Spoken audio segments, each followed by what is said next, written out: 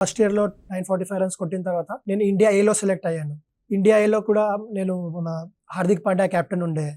నాతో శ్రేయస్ అయ్యర్, రిషబ్ పంత్, మొహమ్మద్ సిరాజ్ వీళ్ళందరూ ఉండే. అయితే అప్పుడు అక్కడ ఛాన్స్ దొరకలే. నేను 12థ్ మ్యాన్ ఉండే.